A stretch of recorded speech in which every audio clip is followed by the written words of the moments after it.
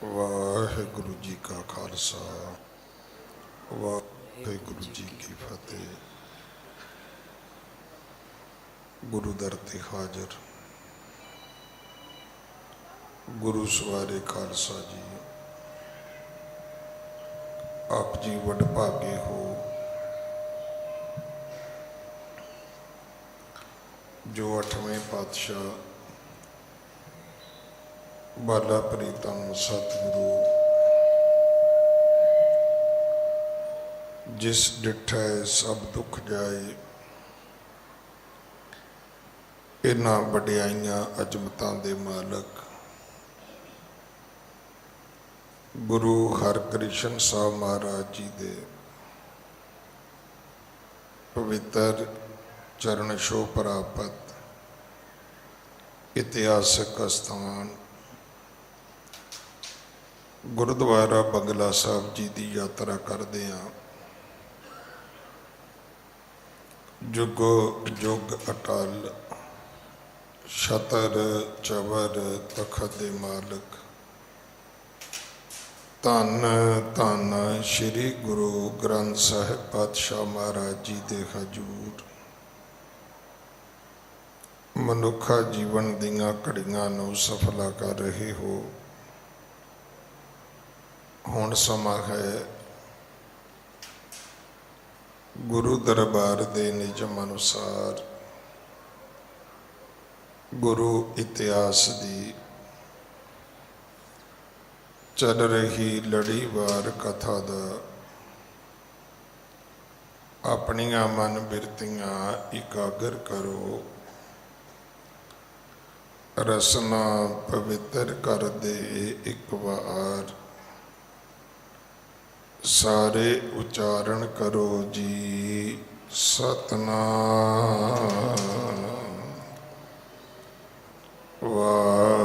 वाहिगुरु जी।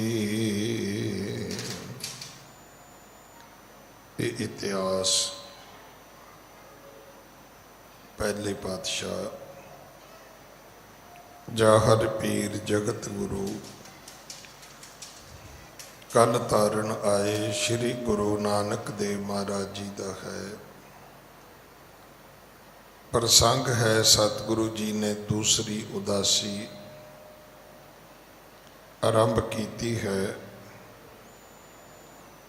ये दूसरा प्रचारक दौरा है।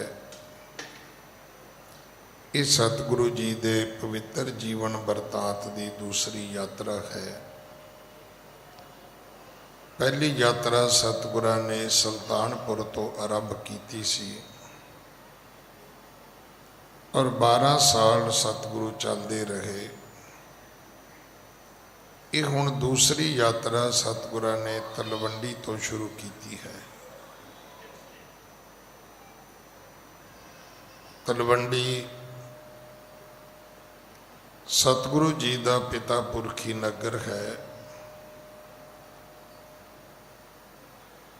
इत्थे ही सतगुरु जी का जन्म होया, इत्थे ही सतगुरु जी का प्रकाश होया। माता पिता दे अकाल चलाने तो बाद जदों सतगुरु तलवंडी तो चले तो सीधे कुरुक्षेत्र पहुँचते हैं। कुरुक्षेत्र हिंदू मत दे जेड़े तीर्थ स्थान ने उन्हां दे विच बहुत वड्डा स्थान है।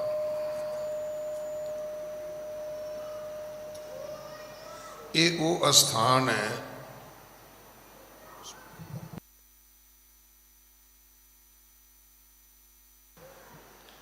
जिथे कैरवां पांडवां दे युद्ध भाव महाभारत हुई है। इत्थे विशेष करके जिहड़ा सूरज ग्रहण का मेला है, जे उत्तरी भारत की गल करिए तो बहुत भरदा है। सतगुरु जी भी उत्थे समय नाल आए ने। मैं कल कथा नूं रोक के भी बेनती की सी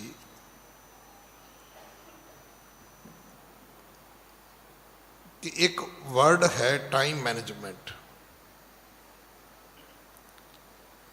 और तुसी कहोगे जी ये तो अंग्रेजी का अखर है। हुण जे तुसी गुरमुखी च लभोगे तो फिर तुहानूं धन श्री गुरु ग्रंथ साहब महाराज दे विचों मिल जाएगा। सतगुरु दी बाणी विच दर्ज है, वक्त विचारे सो बंदा होए। हुण बच्चा होवे ते ना खेडे, तुसी सोच सकते हो माँ बाप नूं किन्नी चिंता है। वड्डा होवे ते खेडदा ही रवे, तुसी सोच सकते हो माँ बाप नूं किन्नी चिंता है कि किड्डा वड्डा हो गया ते खेडदा ही रहिंदा है, इहदा बनेगा की। बचपन विच सी ते जे बह जांदा सी ते तां माँ बाप नूं चिंता सी भी ये खेडदा ही नहीं, निआणिआं वांगू कोई ठीक होवे सही। हुण ये की है, ये वक्त दी विचार है। विआह दी उम्र होवे कि बच्चा कहे मैं विआह नहीं करना, बड़ी चिंता दी गल है। तो 50 सालां दा बुढ़ा कहे मैं घोड़ी चढ़ना है, ते उदों भी सिड़ी सियापे की गल है भी इनू बुढ़े बारे की शौक चढ़ पिया भी ये हुण किहड़े बने तुरिया है। कबर विच इहदियां लत्तां जाण वालियां ने, कहंदा मैनूं सेहरा बनो। हर चीज़ का एक वक्त है। इनू शायद जे मैं वो शब्द दियां जिहड़े साडे बजुर्ग बोलते सी, वो कहंदे हुंदे सी पुत्तर वक्त की नमाज हुंदी है, अगर वक्त की नमाज नहीं पढ़ोगे तो व्यर्थ है। मुसलमानां दे विच हर रोज़ 5 वारी नमाज पढ़ी जाती, हर नमाज का समा फिक्स है कि इन्ने वज के इन्ने मिनट ते तुसी नमाज पढ़नी है। हुण सवेर दी छड्ड दोगे तो फिर दूजी तो पढ़ी जा सकती है, पर सवेर वाली दोबारा नहीं पढ़ी जा सकती। ये तो साडे ही है कि 11-12 बजे मेरे वर्गा उठ के सवेरे नहाता धोता पाठ करन लग गया, तो किसी बहुते कट्टड़ सिख ने पूछ लिया भी ये किहड़ा नितनेम है, कहता इंग्लैंड वाला। वो कहता मैं समझिया नहीं, कहता फोन करके पूछ ला उत्थे की टाइम होया। पर साडे चल जाता है, मुसलमानां च नहीं चलता। उत्थे वक्त की नमाज है, नमाज पढ़न का एक फिक्स टाइम है। हर चीज़ समय दे विच है। हुण शब्द की है, काल पाए ब्रह्मा बप धरा। काल पाए का अर्थ की है, समा पा के, समाबद्ध। काल पाए शिवजू अवतारा। जे ब्रह्मा ने अवतार धारिया है तो वह भी समाबद्ध है। जे शिव जी आए तो वह भी समाबद्ध ने भाई। काल पाए ब्रह्मा बप धरा, बप कहते हैं शरीर में। काल पाए शिवजू अवतारा, काल पाए कर विश्व प्रकाशा, सकल काल का किया तमाशा। तुसी घड़ी घड़ी कहने हो समय समय की खेड है, तो समा किनू कहते, टाइम नू ही कहते हैं। हुण टाइम कह दिता तो एलर्जी हो गई, अंग्रेजी आ गई विच। पर ये शब्द अज दे बच्चों वास्ते समझण लई बहुत भावपूरत है। अपनी जिंदगी नू वापस लैके आओ। ये विच पहला टाइम मैनेजमेंट फिक्स करो भी सवेरे उठना किन्ने बजे है, पाठ किन्ने बजे करना है, गुरुद्वारे किन्ने बजे जाना है, वापस किन्ने बजे आना है, नाश्ता किन्ने बजे करना है, जॉब ते किन्ने बजे जाना है। इनू फिक्स करो। रात को सौना किन्ने बजे है। उदा ही कही जाते हैं ज्ञानी जी अमृत वेले की अरदास करो। भी दसो ज्ञानी जी को किहड़ा वक्त आ पिया भी तुहाडी अमृत वेले की अरदास करे। तुसीं कहने असीं 11 बजे इंडिया गेट जाके आइसक्रीम खानी है, तो ज्ञानी की अरदास की करूगी बई। ज्ञानी जी अरदास करो महाराज रोज़ लैके आवे भी तेरा महाराज ने कदों गड्डी पैंचर की राह च। जाते होवे ना भी राह च आउंदियां रोज़ ही टायर फट जाता है, ज्ञानी जी तुसीं अरदास करो। असल में असीं तुरना ही नहीं चाहते। कदे हो सकता भी चंगे काम लई रब तुहाडे रस्ते विच अड़िका पाएगा। कदे ठेके दे जाण लग्या तुसीं अरदास कराई है ना, फिक्र होंदा है भी इन्ने बजे तक ना गया तो बंद हो जाएगा। कदे सिनेमे की टिकट लैनी होवे, कदे अरदास कराई तुसीं ना, 2 दिन पहला टिकट मंगा ली दी है। एक धर्म ही ऐसा है जिन्हों बस रब ते ही छड्डिया है, रब आपे ही करेगा। एक ही है, ये मन की चतराई है, ये मन की मूर्खता है। आप ये सोचते भी जिवें रब नूं ते पता ही नहीं लगना किसी गल का। वैसे अरदास करावांगे तो रब कहेगा भी वाह वाह ये तो बड़ा भावना वाला सिख है। रब नूं पता है भावना वाला सिख नहीं है, ये मैनू बुद्धू बनाने वाला सिख है। आप इन्हें रात को सौना कोई नहीं तो मैनू कहता महाराज सवेरे ठा दिओ जी। इस करके गुरु नानक साहब जी की कथा तो सीखण की लोड़ है। जदों माता पिता कोल रहण दा वक्त सी उत्थे ही रहे ने, परिवार विच रहण दा वक्त सी तो उत्थे ही रहे ने।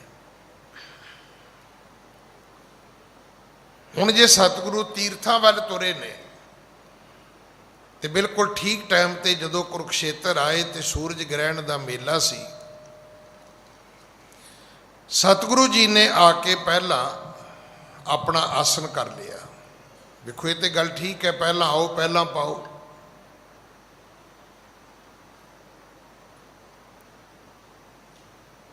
पहला आओगे तो तुहानू ठीक जगह मिल जाएगी। सतगुरु जी आके बह गए जिथे उन्होंने बैठना चाहिए सी।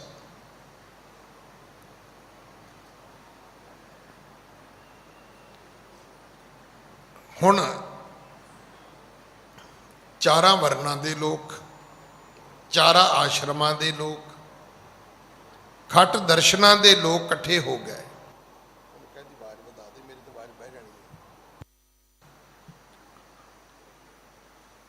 सारे लोग इकट्ठे हो गए। हुण इत्थे गुरु दी खेड कहो कला कहो, इन्हें नूं एक राणी ते उहदा पुत्र आ गया। वो राणी का पुत्र ने किते रस्ते च मिर्ग मारिया सी, उन्हें लिया सतगुरु की भेटा किया, हाथ जोड़े, कहन लगे महाराज कोई ऐसा वचन करो साडा राज भाग वापस आ जाए। शायद राजा मर गया सी। राजे की राणी नूं ते पुत्र नूं जिहड़ा दूसरा कोई राजा होएगा विरोधी, उन्हें देश निकाला दे दिता। सतगुरु जी कहन लगे भाई फिर तुसी ब्रह्म भोज करो। जिवें आपां कहने लंगर, लंगर का मतलब की है? लंगर का मतलब है रब दे नां ते रोटी करो। रब दे नां ते रोटी का मतलब की है? भी रब की रोटी होवे, रब दे बंदे खाण, ना कोई किसी की जात पुछे, ना कोई किसी की क्लास पुछे। लंगर का अर्थ यह है, ये बड़ी वड्डी साखी है गुरु नानक दे घर विच कि जिस दिन लाहौर वाले भाई बुद्धू साहब ने अपने घर विच लंगर बनाया ते छकाया, उस वक्त एक सिख लेट हो गया।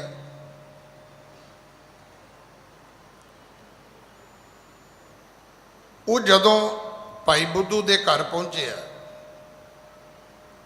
तो भाई बुद्धू ने अपने घर के दरवाजे बंद किए हुए सी। होया कि संगत वाहवा आ गई तो जदों पूरा घर भर गया उन्हें कहा हुण बूहा बंद कर दो। उस सिख का नाम सी भाई कमलिया।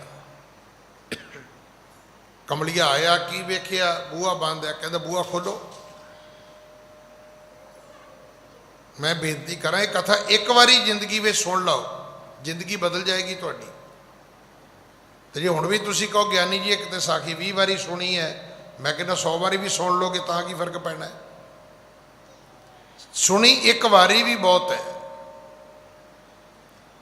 भाई कंबलिए ने कहा बूहा खोलो। ਜਿਹੜਾ ਪਹਿਰੇ ਤੇ ਖਲੋਤਾ ਸੀ ਉਹਨੇ ਕਿਹਾ ਜੀ ਭਾਈ ਬੁੱਧੂ ਸਾਹਿਬ ਨੇ ਆਪ ਕਿਹਾ ਕਿ ਬੂਹਾ ਬੰਦ ਕਰ ਦਿਓ, ਦਰਵਾਜ਼ਾ ਬੰਦ ਕਰ ਦਿਓ। ਹੁਣ ਭਾਈ ਕੰਬਲੀਏ ਨੇ ਕੀ ਪੁੱਛਿਆ ਵੀ ਇੱਥੇ ਗੁਰੂ ਦਾ ਲੰਗਰ ਨਹੀਂ? ਉਹ ਪਹਿਰੇਦਾਰ ਕਹਿਣ ਲੱਗਾ ਜੀ ਗੁਰੂ ਦਾ ਲੰਗਰ ਹੈ। ਕਹਿਣ ਲੱਗਾ ਫਿਰ ਬੁੱਧੂ ਕੌਣ ਹੁੰਦਾ ਹੈ ਗੁਰੂ ਦੇ ਲੰਗਰ ਦੇ ਬੂਹੇ ਬੰਦ ਕਰਨ ਵਾਲਾ? ਬੁੱਧੂ ਕੌਣ ਹੈ? ਮੈਂ ਫਿਰ ਬੇਨਤੀ ਕਰਾਂ, ਜਿਹੜੇ ਤੁਹਾਡੇ ਇਨਵਾਈਟੀ ਬੰਦੇ ਰੋਟੀ ਖਾਣ ਆਉਂਦੇ ਨੇ ਉਹ ਤੁਹਾਡੀ ਪ੍ਰਾਹੁਣਾਚਾਰੀ ਰੋਟੀ ਹੋ ਸਕਦੀ ਹੈ, ਉਹ ਤੁਹਾਡੀ ਮਹਿਮਾਨ ਨਵਾਜੀ ਦੀ ਰੋਟੀ ਹੋ ਸਕਦੀ ਹੈ। ਜਿਹੜੇ ਤੁਹਾਡੇ ਸ਼ਰੀਕੇ ਬਰਾਦਰੀ ਦੇ ਲੋਕ ਆਉਂਦੇ ਨੇ ਉਹ ਸ਼ਰੀਕੇ ਦੀ ਰੋਟੀ ਹੋ ਸਕਦੀ ਹੈ, ਗੁਰੂ ਦਾ ਲੰਗਰ ਨਹੀਂ ਹੋ ਸਕਦਾ।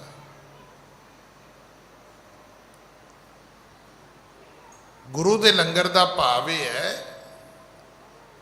ਜਿਹਨੂੰ ਕੋਈ ਵੀ ਛਕ ਸਕਦਾ ਹੈ ਔਰ ਛਕਣ ਵਾਲੇ ਨੂੰ ਤੁਸੀਂ ਰੋਕ ਨਹੀਂ ਸਕਦੇ। ਇਹ ਤਾਂ ਹੋ ਸਕਦਾ ਹੈ ਵੀ ਜੇ ਸੰਗਤ ਬਹੁਤੀ ਆਵੇ ਤੇ ਥੋੜਾ ਥੋੜਾ ਵਰਤਾ ਦਿਓ।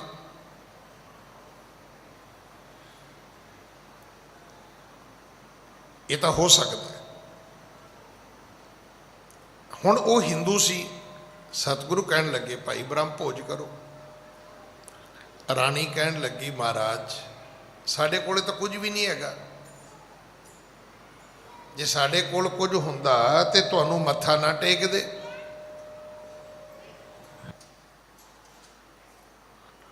ਜੇ ਸਾਡੇ ਕੋਲ ਕੁਝ ਹੁੰਦਾ ਤੇ ਤੁਹਾਨੂੰ ਮੱਥਾ ਨਾ ਟੇਕਦੇ। ਸਤਿਗੁਰੂ ਕਹਿਣ ਲੱਗੇ ਕੋਈ ਗੱਲ ਨਹੀਂ, ਇੱਥੋਂ ਅੱਜ ਦੀ ਕਥਾ ਸ਼ੁਰੂ ਹੋਣੀ ਹੈ। ਇੱਥੋਂ ਤੱਕ ਆਪ ਜੀ ਨੇ ਕੱਲ ਕਥਾ ਸੁਣੀ ਸੀ। ਹਾਂਜੀ। ਸੁਨਤ ਹੈ ਸੋ ਕਹਿ ਗੁਰੂ ਕਿਰਪਾਲਾ, ਬ੍ਰਹਮ ਭੋਜ ਤੁਮ ਕਰੋ ਵਿਸਾਲਾ। ਸਤਿਗੁਰੂ ਕਹਿਣ ਲੱਗੇ ਭਾਈ ਰਾਜ ਭਾਗ ਮਿਲ ਜਾਏਗਾ, ਪਰ ਇਹਦੇ ਵਾਸਤੇ ਤੁਹਾਨੂੰ ਬ੍ਰਹਮ ਭੋਜ ਕਰਨਾ ਹੋਏਗਾ। ਹਾਂਜੀ। ਹੈ ਰਾਜ ਬਹੂਰੀ, ਸੋ ਬੋਲੇ ਤਬ ਦਵੈ ਕਰ ਜੋਰੀ। ਪਰ ਰਾਣੀ ਤੇ ਰਾਣੀ ਦਾ ਪੁੱਤਰ ਸਤਿਗੁਰੂ ਜੀ ਦੇ ਸਨਮੁਖ ਹੱਥ ਜੋੜ ਕੇ ਬੋਲਦੇ ਨੇ। ਹਾਂਜੀ। ਭੋਜਨ ਹਿਤ ਹਮ ਪਾਸ ਨ ਦਰਬਾ, ਕਰਤ ਜੁਦ ਤਹਿ ਖਰਚਿਓ ਸਰਬਾ। ਕਹਿਣ ਲੱਗੇ ਮਹਾਰਾਜ ਭੋਜਨ ਦੇ ਹਿੱਤ ਸਾਡੇ ਕੋਲ ਪੈਸਾ ਕੋਈ ਨਹੀਂ ਹੈ। ਫਿਰ ਬ੍ਰਹਮ ਭੋਜ ਤੇ ਖੁੱਲਾ ਲੰਗਰ ਹੋ ਗਿਆ। ਉਹ ਤਾਂ ਕੋਈ ਵੀ ਆ ਕੇ ਛਕਣ ਬੈਠ ਜਾਏਗਾ, ਕਿਸ ਨੂੰ ਮਨਾ ਕਰੋਗੇ ਤੁਸੀਂ? ਬਈ ਮਹਾਰਾਜ ਅਸੀਂ ਤੇ ਜੰਗ ਯੁੱਧ ਕਰਦੇ ਕਰਦੇ ਭੁੱਖੇ ਨੰਗੇ ਹੋ ਗਏ, ਕੰਗਾਲ ਹੋ ਗਏ, ਸਾਡੇ ਕੋਲ ਕੋਈ ਧਨ ਦੌਲਤ ਨਹੀਂ ਹੈ। ਹਾਂਜੀ। ਅਬ ਹਮ ਹੋਏ ਰੰਗ ਸਮਾਨਾ, ਆਏ ਸ਼ਰਨੰਗ ਸੰਤ ਮਹਾਨਾ। ਅਸੀਂ ਰੰਕ ਹੋ ਚੁੱਕੇ ਹਾਂ, ਕੰਗਾਲ ਹੋ ਚੁੱਕੇ ਹਾਂ ਤੇ ਤੁਹਾਡੀ ਸ਼ਰਨ ਆ ਗਏ ਹਾਂ। ਹੁਣ ਤੇ ਤੁਸੀਂ ਕਿਰਪਾ ਕਰੋ, ਬਣਾਓ ਇਸ ਲਾਇਕ, ਬਣਾਓ ਇਸ ਯੋਗ ਕਿ ਸਾਡੇ ਕੋਲੇ ਰਾਜ ਭਾਗ ਹੋਵੇ ਤੇ ਅਸੀਂ ਬ੍ਰਹਮ ਭੋਜ ਕਰੀਏ। ਹਾਂਜੀ। ਸ਼੍ਰੀ ਗੁਰ ਕਹੇ ਕਰੋ ਆਸਰੀਤੀ, ਕੋਰੋ ਮਟਕਾ ਆਣ ਸੋ ਪ੍ਰੀਤੀ। ਸਤਿਗੁਰੂ ਕਹਿਣ ਲੱਗੇ ਚਲੋ ਕੋਈ ਗੱਲ ਨਹੀਂ,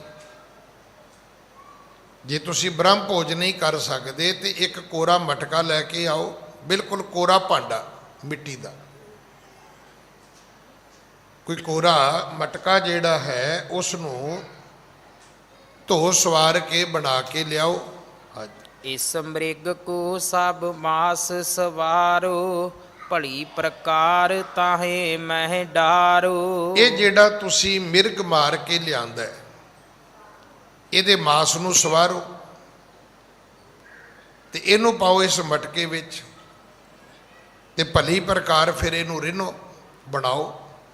ਹਾਂਜੀ। ਮਾਰਨ ਸਰਬ ਪਾਏ ਇਸ ਮਾਹੀ, ਅਗਨ ਬਾਰ ਰੀਦੋ ਅਬ ਤਾਹੀ। ਮਾਰਨ ਸਰਬ ਪਾਏ ਇਸ ਮਾਹੀ, ਫਿਰ ਇਹਦੇ ਵਿੱਚ ਮਸਾਲੇ ਵੀ ਪਾਓ ਜਿਵੇਂ ਲੋਕ ਖਾਣ ਲਈ ਬਣਾਉਂਦੇ ਨੇ। ਅਗਨ ਬਾਰ ਰੀਧੋ ਅਬ ਤਾਹੀਂ, ਅੱਗ ਵੀ ਬਾਲੋ ਤੇ ਇਹ ਮਿਰਗ ਨੂੰ ਰਿੰਨੋ।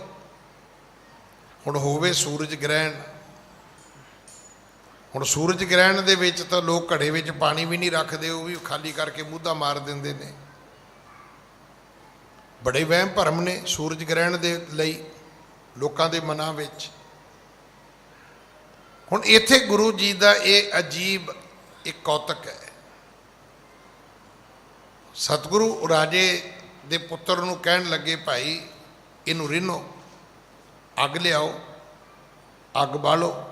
ਹਾਂਜੀ। ਇਸ ਪ੍ਰਕਾਰ ਕੀ ਆਇਸ ਸੁਣ ਕੈ, ਕਰਤ ਭਏ ਤਸ ਸਭ ਵਿਦ ਗੁਣ ਕੈ। ਰਾਣੀ ਨੇ, ਰਾਣੀ ਦੇ ਪੁੱਤਰ ਰਾਜਕੁਮਾਰ ਨੇ, ਹੁਣ ਜੇ ਤੇ ਹੁੰਦੇ ਸਾਡੇ ਵਰਗੇ ਤੇ ਕਹਿੰਦੇ ਮਹਾਰਾਜ ਬਿਲਕੁਲ ਨਹੀਂ ਕਰਾਂਗੇ, ਸੂਰਜ ਗ੍ਰਹਿਣ ਦਾ ਟਾਈਮ ਹੈ, ਅਸੀਂ ਤੇ ਨਹੀਂ ਕਰਦੇ। ਹੁਣ ਇੱਥੋਂ ਜਾ ਕੇ ਤੁਹਾਨੂੰ ਧਰਮ ਦੀ ਗੱਲ ਸਮਝ ਆਉਣੀ ਵੀ ਉਹ ਕਿਵੇਂ ਹੈ। ਵੇਖੋ ਹੁਣ ਹੋਲੀਆਂ ਸ਼ੁਰੂ ਹੋਣੀਆਂ ਨੇ ਕਿ ਜੇ ਹੋ ਗਈਆਂ ਹੋਣਗੀਆਂ ਪਤਾ ਨਹੀਂ ਮੈਨੂੰ।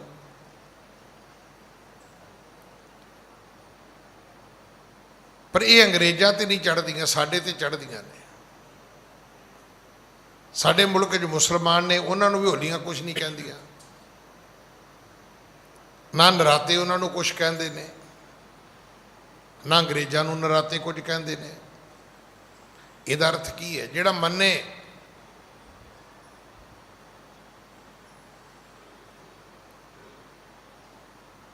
ਇਹ ਸਭ ਕੁਝ ਉਹਦੇ ਵਾਸਤੇ ਹੈ।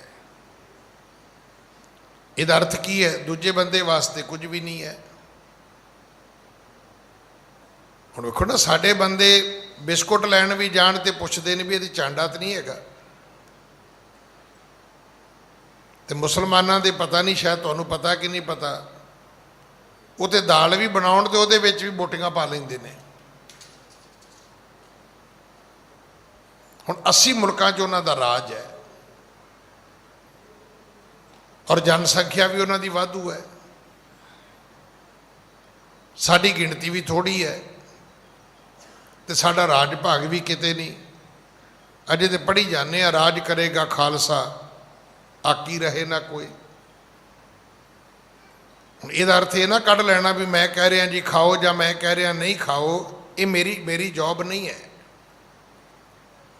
ਮੈਂ ਤੁਹਾਨੂੰ ਉਹ ਕਥਾ ਸੁਣਾ ਰਿਹਾ ਜਾਂ ਉਹ ਸਿਧਾਂਤ ਜਿਹੜਾ ਗੁਰੂ ਨਾਨਕ ਦੇ ਘਰ ਦਾ ਹੈ, ਕਿਉਂਕਿ ਗੁਰੂ ਨਾਨਕ ਦੇ ਘਰ ਦਾ ਸਿਧਾਂਤ ਇਹ ਹੈ ਕਿ ਮਾਸ ਕਰ ਮੂਰਖ ਝਗੜੇ, ਗਿਆਨ ਧਿਆਨ ਨਹੀਂ ਜਾਣੇ।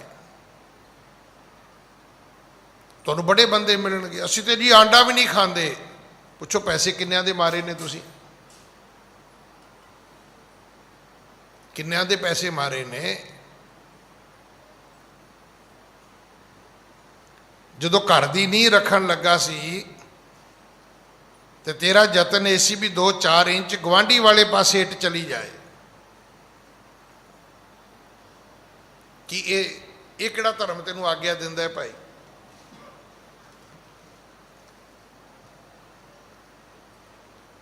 ਕੱਲਾ ਇਹ ਨਹੀਂ ਹੈ ਵੀ ਲਸਣ ਨਹੀਂ ਖਾਂਦੇ ਜੀ, ਚਾਹ ਨਹੀਂ ਪੀਂਦੇ ਜੀ, ਪਿਆਜ਼ ਨਹੀਂ ਖਾਂਦੇ ਜੀ। ਚੰਗੀ ਗੱਲ ਹੈ, ਸਿੱਖ ਧਰਮ ਕਹਿੰਦਾ ਥੋੜਾ ਖਾਣਾ ਚਾਹੀਦਾ। ਥੋੜੇ ਖਾਣੇ ਤੋਂ ਭਾਵ ਕੀ ਹੈ? ਬੜੇ ਸੰਜਮ ਨਾਲ ਖਾਣਾ ਚਾਹੀਦਾ। ਜੇ ਗੁਰੂ ਦੇ ਬਚਨ ਮੰਨੋ ਤੇ ਰੁੱਖੀ ਸੁੱਖੀ ਖਾਏ ਕੇ ਠੰਡਾ ਪਾਣੀ ਪੀਓ, ਤੇ ਦੇਖ ਪਰਾਈ ਚੋਪੜੀ ਨਾ ਤਰਸਾਏ ਜੀਓ। ਪਰ ਤੁਸੀਂ ਕਹੋ ਜੀ ਅਸੀਂ ਤੇ ਮੂਲੀਆਂ ਵਾਲੇ ਪਰੌਂਠੇ ਖਾਣੇ, ਤੇ ਖਾਓ, ਕੌਣ ਰੋਕਦਾ? ਆਪੇ ਡਾਕਟਰ ਰੋਕੇਗਾ ਤੁਹਾਨੂੰ। ਗੁਰੂ ਨੂੰ ਤਾਂ ਕੋਈ ਇਤਰਾਜ਼ ਨਹੀਂ ਹੈ। ਗੋਭੀ ਵਾਲੇ ਖਾਓ, ਪਨੀਰ ਵਾਲੇ ਖਾਓ, ਤੇ ਤੁਸੀਂ ਬਟਰ ਰੱਖ ਕੇ ਖਾਓ, ਕੌਣ ਰੋਕਦਾ ਤੁਹਾਨੂੰ ਭਾਈ? ਕੀ ਖਾਣਾ ਹੈ ਤੁਸੀਂ, ਕੀ ਨਹੀਂ ਖਾਣਾ? ਕੌਣ ਮਾਸ ਕੌਣ ਸਾਗ ਕਹਾਵੇ, ਕਿਸਮੇ ਪਾਪ ਸਮਾਣੇ। ਐਵੇਂ ਦੁਨੀਆ ਲੜੀ ਜਾਂਦੀ, ਪਤਾ ਕਿਸੇ ਨੂੰ ਵੀ ਨਹੀਂ ਕਿ ਸਾਗ ਕਿਹਨੂੰ ਕਹਿੰਦੇ ਨੇ, ਮਾਸ ਕਿਹਨੂੰ ਕਹਿੰਦੇ ਨੇ। ਜਿਹੜੇ ਜੀਵ ਹੱਤਿਆ ਵਾਲੇ ਨੇ ਨਾ, ਉਹਨਾਂ ਨੂੰ ਇੱਕ ਪਾਠ ਪੜ੍ਹਾ ਦਿਓ ਵੀ ਕਿਸੇ ਦਿਨ ਦਹੀਂ ਖਾਣ ਲੱਗਿਆ ਆਪਣੇ ਹੱਥ ਵਿੱਚ ਲੈਂਜ ਫੜ ਲਿਓ, ਜੇ ਇੱਕ ਚਮਚਾ ਮੂੰਹ 'ਚ ਪਾ ਕੇ ਤੇ ਮੈਨੂੰ ਕਹਿ ਦਿਓ ਕੀੜੇ ਹੀ ਕੀੜੇ ਨੇ ਨਿਰੇ। ਗੋਹੇ ਅਤੇ ਲੱਕੜੀ ਅੰਦਰ ਕੀੜਾ ਹੋਏ। ਮੈਂ ਤਾਂ ਸੁਣਿਆ, ਕੱਲ ਮੈਨੂੰ ਦੱਸਿਆ ਕਿਸੇ ਨੇ ਕਿ ਦਿੱਲੀ ਦੇ ਜਿੰਨੇ ਨਿਗਮ ਬੋਧ ਘਾਟ ਨੇ ਉਹਦੇ ਵਿੱਚ ਇੱਕ ਨਵਾਂ ਪ੍ਰਚਾਰ ਸ਼ੁਰੂ ਹੋ ਗਿਆ ਜੀ, ਲੱਕੜਾਂ ਦੀ ਸ਼ਾਰਟੇਜ ਜੀ, ਉਹ ਸੰਸਕਾਰ ਤੇ ਪਾਥੀਆਂ ਲਾਉਣ ਲੱਗ ਪਏ ਨੇ ਗੋਬਰ ਦੀਆਂ। ਹੁਣ ਕਿਹੜਾ ਗੋਬਰ ਦੀ ਪਾਥੀ ਜਿਹਦੇ 'ਚ ਕੀੜਾ ਨਹੀਂ ਹੁੰਦਾ? ਮਤਲਬ ਬੱਕਰੇ ਦੇ ਵਿੱਚ ਜਾਨ ਹੈਗੀ ਤੇ ਕੀੜੇ 'ਚ ਜਾਨ ਨਹੀਂ ਹੈਗੀ। ਸਤਿਗੁਰੂ ਦੀ ਬਾਣੀ 'ਚ ਇਹ ਪੰਕਤੀ ਵੀ ਹੈਗੀ ਹੈ, ਜੋ ਸਭ ਮੈਂ ਏਕ ਖੁਦਾਏ ਕਹਿਤ ਹੋ ਤੋ ਕਿਉਂ ਮੁਰਗੀ ਮਾਰੇ। ਜੇ ਤੂੰ ਕਹਿੰਦਾ ਸਾਰਿਆਂ ਵਿੱਚ ਰੱਬ ਹੈ ਤੇ ਫਿਰ ਮੁਰਗੀਆਂ ਕਿਉਂ ਮਾਰੀ ਜਾਂਦੇ ਤੂੰ? ਇਸ ਕਰਕੇ ਧਰਮ ਨੂੰ ਸਮਝਣ ਦੀ ਲੋੜ ਹੈ। ਮੈਂ ਰੋਜ਼ ਬੇਨਤੀ ਕਰਦਾ, ਧਰਮ ਦਾ ਘਰ ਬੜੀ ਦੂਰ ਹੈ। ਕਈ ਮੇਰੇ ਵਰਗੇ ਉਹਦੇ ਘੜੀ ਘੜੀ ਹੱਥ ਧੋ ਕੇ ਸਮਝੀ ਜਾਂਦੇ ਨੇ ਵੀ ਮੈਂ ਤੇ ਬ੍ਰਹਮ ਗਿਆਨੀ ਹੋ ਗਿਆ। ਕੱਲੇ ਹੱਥ ਧੋਣ ਨਾਲ ਬੰਦਾ ਬ੍ਰਹਮ ਗਿਆਨੀ ਨਹੀਂ ਹੁੰਦਾ।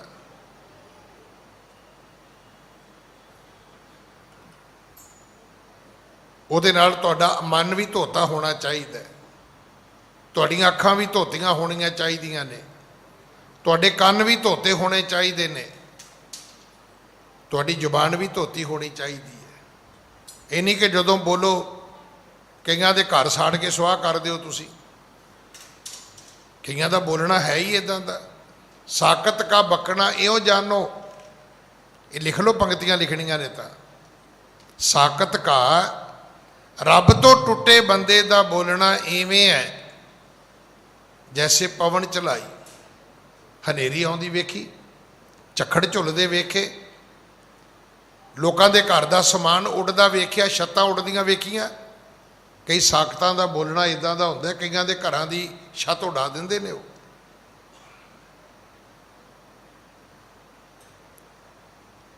ਕਈਆਂ ਦਾ ਬੋਲਣਾ ਇੰਨਾ ਭੈੜਾ ਹੁੰਦਾ ਹੈ, ਇੰਨਾ ਮਾੜਾ ਹੁੰਦਾ ਹੈ।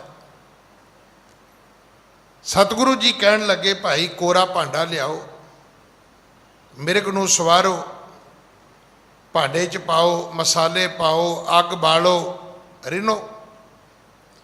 ਇਸ ਪ੍ਰਕਾਰ ਕੀ ਆਇਸ ਸੁਣ ਕੇ ਕਰਤ ਭਏ ਤਸ ਸਭ ਬਿਦ ਗੁਣ ਕੈ। ਹੁਣ ਇਹ ਸਿੱਖ ਲਓ ਕਿ ਗੁਰੂ ਕੋਲ ਕਿਵੇਂ ਜਾਣਾ ਹੈ।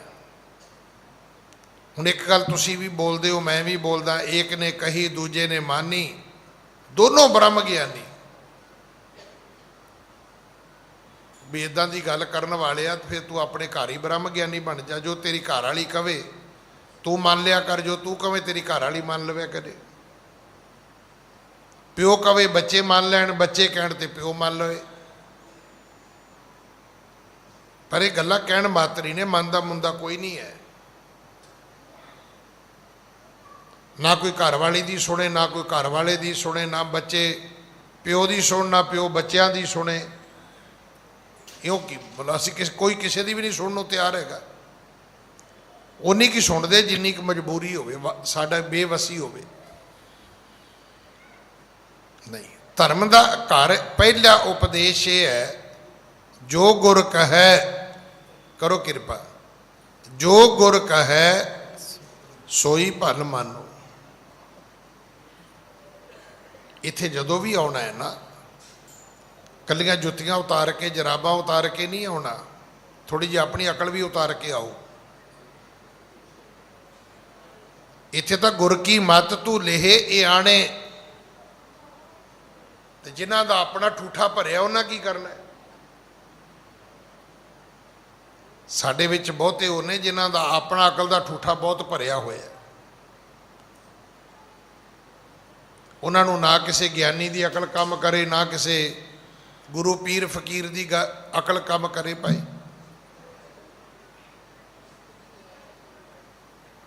ਸੂਰਜ ਗ੍ਰਹਿਣ ਦਾ ਵਕਤ ਹੋਵੇ, ਕੁਰੂਕਸ਼ੇਤਰ ਦੀ ਧਰਤੀ ਹੋਵੇ, 4 ਵਰਨਾਂ ਦੇ, 4 ਆਸ਼ਰਮਾਂ ਦੇ, 6 ਦਰਸ਼ਨਾਂ ਦੇ ਲੋਕ ਇਕੱਠੇ ਹੋਏ ਹੋਣ ਤੇ ਹਿੰਦੂ ਧਰਮ ਦਾ ਵੱਡਾ ਤੀਰਥ ਹੋਵੇ। ਇਹਦਾ ਅਰਥ ਕੀ ਹੈ? ਠੀਕ ਹੈ, ਅੱਜ ਜਿਵੇਂ ਅੱਜ 100 ਕਰੋੜ ਤੋਂ ਵੱਧ ਆਬਾਦੀ ਹੈ, ਉਦੋਂ ਨਹੀਂ ਹੋਏਗੀ, ਮੰਨ ਲਿਆ। ਅੱਜ 70 ਕਰੋੜ ਹਿੰਦੂ ਨੇ, ਚਲੋ ਉਦੋਂ ਨਹੀਂ ਹੋਣਗੇ, 2 4 5 ਕਰੋੜ ਤੇ ਹੋਣਗੇ। ਜੇ ਉਹਦੇ ਵਿੱਚੋਂ ਵੀ ਮੰਨੀਏ ਵੀ ਕੁਰੂਕਸ਼ੇਤਰ ਲੋਕ ਆਏ ਹੋਣਗੇ, ਉੱਤੇ 10 20 ਹਜ਼ਾਰ 50 ਹਜ਼ਾਰ ਤੇ ਲੋਕ ਇਕੱਠੇ ਹੋਣਗੇ ਨਾ, ਔਰ ਉਹ ਵੀ ਸਾਰੇ ਹਿੰਦੂ ਹੋਣਗੇ। ਮੁਸਲਮਾਨ ਦਾ ਤਾਂ ਮਤਲਬ ਹੀ ਨਹੀਂ ਉੱਤੇ ਜਾਂਦਾ। ਗੁਰੂ ਜੀ ਕਹਿਣ ਲੱਗੇ ਵੀ ਰਿਨੋ ਇਹਨੂੰ। ਰਾਣੀ ਨੇ ਵੀ ਮੰਨ ਲਿਆ, ਰਾਣੀ ਦੇ ਪੁੱਤਰ ਨੇ ਵੀ ਮੰਨ ਲਿਆ। ਹਾਂਜੀ। ਚੁੱਲ੍ਹੇ ਕੋ ਕਰ ਮਟਕਾ ਧਾਰਿਓ, ਮਾਸ ਮਿਰਗ ਕੋ ਸਰਬ ਸਵਾਰਿਓ। ਪਹਿਲਾਂ ਚੁੱਲ੍ਹਾ ਬਣਾਇਆ, ਚੁੱਲ੍ਹੇ ਕੋ ਕਰ, ਚੁੱਲ੍ਹੇ ਨੂੰ ਕੀਤਾ, ਮਟਕਾ ਧਾਰਿਓ, ਉਹਦੇ ਉੱਤੇ ਮਿੱਟੀ ਦਾ ਭਾਂਡਾ ਰੱਖਿਆ। ਮਾਸ ਮਿਰਗ ਕੋ ਸਰਬ ਸਵਾਰਿਓ, ਉਹ ਜਿਹੜਾ ਮਿਰਗ ਦਾ ਮਾਸ ਸੀ ਉਹਨੂੰ ਕੱਟ ਵੱਢ ਕੇ ਪਕਾਉਣ ਦੇ, ਰਿੰਨਣ ਦੇ ਤਰੀਕੇ ਨਾਲ ਤਿਆਰ ਕੀਤਾ। ਹਾਂਜੀ। ਤਾਂ ਮਹਿ ਪਾਏ ਹੁਤਾਸਨ ਬਾਰਾ, ਬਹੁਤੇ ਬਿਪਰਨ ਜਬੇ ਨਿਹਾਰਾ। ਹੁਣ ਉਹਦੇ ਥੱਲੇ ਅੱਗ ਬਾਲ ਦਿੱਤੀ। ਬਸ ਜਿਵੇਂ ਹੀ ਧੂੰਆਂ ਨਿਕਲਿਆ, ਉਦੋਂ ਹੀ ਪੰਡਤਾਂ ਨੇ ਰੌਲਾ ਪਾਤਾ। ਉਦੋਂ ਹੀ ਪੰਡਤਾਂ ਨੇ ਰੌਲਾ ਪਾ ਦਿੱਤਾ। ਹੁਣ ਵੇਖੋ ਤੁਸੀਂ, ਇਹ ਸਾਰੀਆਂ ਗੱਲਾਂ ਸਾਡੇ ਸਾਹਮਣੇ ਹੋਈਆਂ ਨੇ। ਤੁਸੀਂ ਯਕੀਨ ਕਰਨਾ, ਮੈਂ ਸਭ ਤੋਂ ਵੱਡਾ ਵਿਰੋਧੀ ਸੀਗਾ ਕਿ ਗੁਰੂ ਗ੍ਰੰਥ ਸਾਹਿਬ ਦੇ ਉੱਤੇ ਪਰਫਿਊਮ ਦਾ ਛਿੜਕਾਓ ਨਹੀਂ ਹੋਣਾ ਚਾਹੀਦਾ। ਉਹਦੇ ਵਿੱਚ ਲਿਖਿਆ ਹੁੰਦਾ ਅਲਕੋਹਲ। ਮੇਰੇ ਖਿਆਲ ਮੈਂ 20 ਸਾਲ ਤੇ ਲੜਿਆ ਇਸ ਗੱਲ ਨਾਲ, ਪਰ ਇਹ ਪਤਾ ਹੀ ਨਹੀਂ ਸੀ ਵੀ 9 ਮਹੀਨੇ ਹਾਥੀ ਅਲਕੋਹਲ ਨਾਲ ਧੋਣੇ ਪੈਣੇ ਨੇ। ਅੱਜ ਜਿੰਨਾ ਸੈਨੀਟਾਈਜ਼ਰ ਹੈ ਕੀ ਹੈ?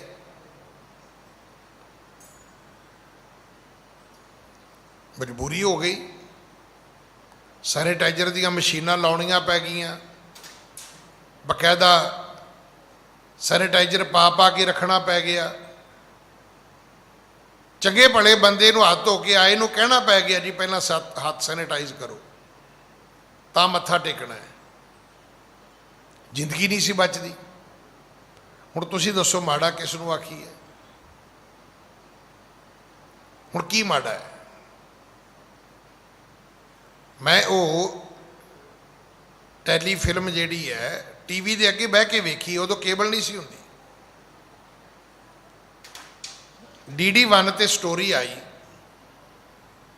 ਤੇ ਸਟੋਰੀ ਇਹ ਸੀ ਵੀ ਜੇ ਧਰਤੀ ਤੋਂ ਸੱਪ ਖਤਮ ਹੋ ਜਾਏਗਾ ਤੇ ਘੋੜੇ ਦੀ ਜਾਤੀ ਵੀ ਖਤਮ ਹੋ ਜਾਏਗੀ। ਅੱਧੇ ਘੰਟੇ ਦੀ ਫਿਲਮ ਮੈਂ ਖੁਦ ਬਹਿ ਕੇ ਵੇਖੀ ਹੈ। ਘੋੜੇ ਨੂੰ ਜਿਹੜੀ ਸਭ ਤੋਂ ਨਾਮਰਾਦ ਬਿਮਾਰੀ ਲੱਗਦੀ ਹੈ, ਉਹਦਾ ਇਲਾਜ ਸਿਰਫ ਸੱਪ ਦੀ ਜ਼ਹਿਰ ਵਿੱਚ ਹੈ। ਔਰ ਉਹਨਾਂ ਨੇ ਕਲਕੱਤੇ ਦੀ ਉਹ ਲੈਬੋਰਟਰੀ ਵੀ ਵਿਖਾਈ, ਉਹਦੇ ਵਿੱਚ ਜਿੱਥੇ ਬਕਾਇਦਾ ਸੱਪ ਰੱਖ ਕੇ ਉਹਨਾਂ ਦੀ ਜ਼ਹਿਰ ਕੱਢੀ ਜਾਂਦੀ ਹੈ ਔਰ ਉਹਦੀ ਦਵਾਈ ਬਣਾਈ ਜਾਂਦੀ ਘੋੜਿਆਂ ਵਾਸਤੇ।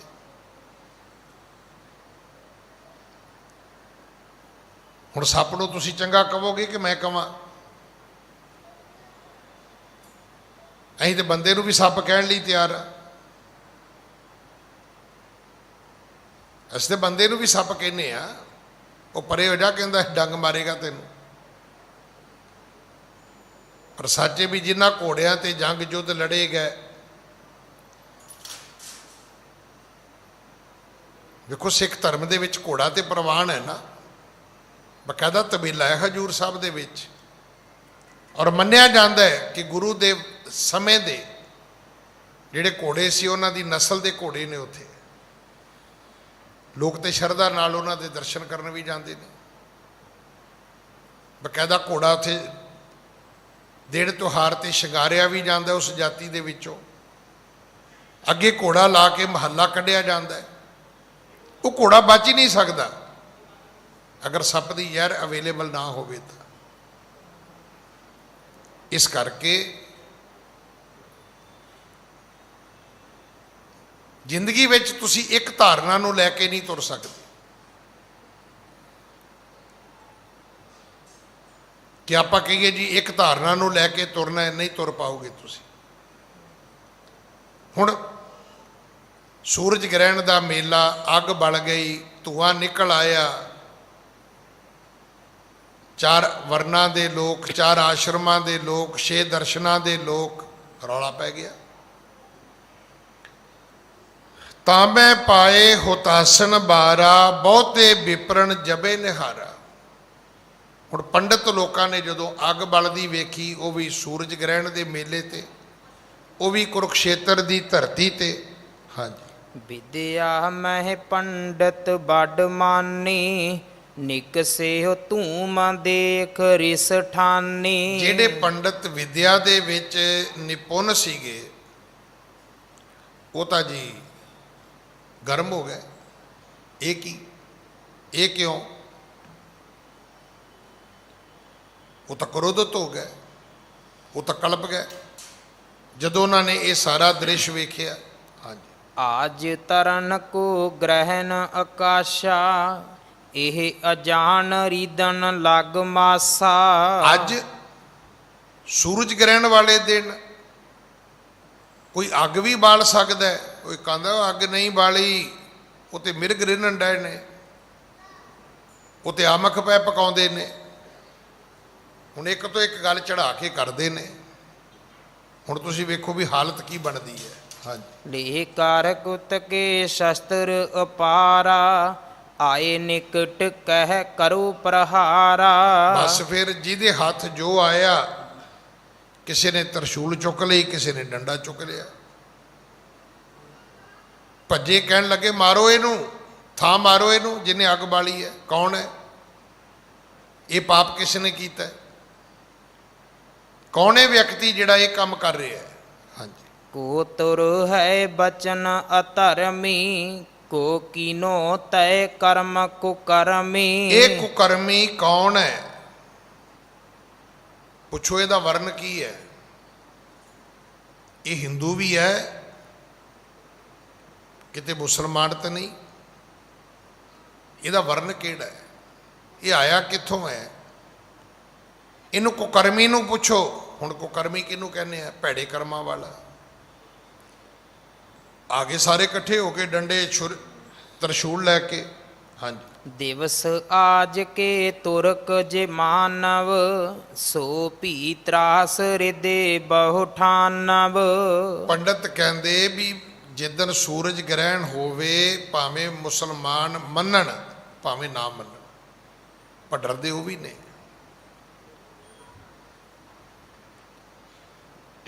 ਮੈਨੂੰ ਯਾਦ ਹੈ ਜਦੋਂ ਨਿੱਕੇ ਹੁੰਦੇ ਸੀ ਤੇ ਜਦੋਂ ਸੂਰਜ ਗ੍ਰਹਿਣ ਲੱਗਣਾ ਤੇ ਘਰ ਬਜ਼ੁਰਗਾਂ ਨੇ, ਮਾਤਾਵਾਂ ਨੇ ਕਹਿਣਾ, ਪੁੱਤਰੋ ਤੀਲੇ ਤੋੜ ਕੇ ਨਾ ਲੱਕੜ ਦੇ, ਉਹ ਦੁੱਧ ਵਾਲੀ ਚਾਟੀ 'ਚ ਪਾ ਦਿਓ। ਹੁਣ ਇੰਨੀ ਹਿੰਮਤ ਹੈ ਨਹੀਂ ਸੀ ਵੀ ਦੁੱਧ ਨਾ ਰੱਖੋ, ਕਿਉਂਕਿ ਸਾਡੀ ਜਿਹੜੀ ਥਿਊਰੀ ਹੈ ਨਾ, ਉਹ ਵੀ ਅਜੀਬ ਹੈ ਵੀ ਜੇ ਤਾਂ ਬਿੱਲੀ ਦੁੱਧ ਨੂੰ ਮੂੰਹ ਲਾ ਦੇਵੇ ਤੇ ਕਹਿੰਦੇ ਡੋਲ ਦਿਓ, ਹਜੀਰਾਂ ਹੋ ਜਾਂਦੀਆਂ ਨੇ। ਬਿੱਲੀ ਦਾ ਝੂਠਾ ਦੁੱਧ ਵਰਤੋਗੇ ਤਾਂ। ਪੁੱਛੋ ਮਾਈ ਜੇ ਘਿਓ ਨੂੰ ਬਿੱਲੀ ਮੂੰਹ ਲਾ ਦੇ ਤੇ ਕਹਿੰਦੀ ਕੋਈ ਨਹੀਂ ਪੁੱਤ, ਉਹਨੂੰ ਫਿਰ ਗਰਮ ਕਰ ਲਈਦਾ ਹੁੰਦਾ ਹੈ। ਇਹਦਾ ਅਰਥ ਕੀ ਹੈ? ਇਹਦਾ ਅਰਥ ਵੀ ਸਸਤੀ ਚੀਜ਼ ਹੋਵੇ ਤੇ ਡੋਲ ਦਿਓ, ਮਹਿੰਗੀ ਹੋਵੇ ਤੇ ਤੱਤੀ ਕਰਕੇ ਫਿਰ ਖਾ ਲਓ। ਆਪਾਂ ਇੱਦਾਂ ਹੀ ਕਰਦੇ ਹਾਂ। ਚਾਹ ਪੀਂਦੇ ਆ, ਜਿਹਦੇ 4 ਬੰਦਿਆਂ 'ਚ ਮੱਖੀ ਪੈ ਜਾਏ ਤੇ ਡੋਲ ਦੀ ਹੈ, ਜੇ ਕੱਲਿਆਂ ਦੇ ਪੈ ਜਾਏ ਤੇ ਕੱਢ ਕੇ ਪੀ ਲਈ ਦੀ ਹੈ।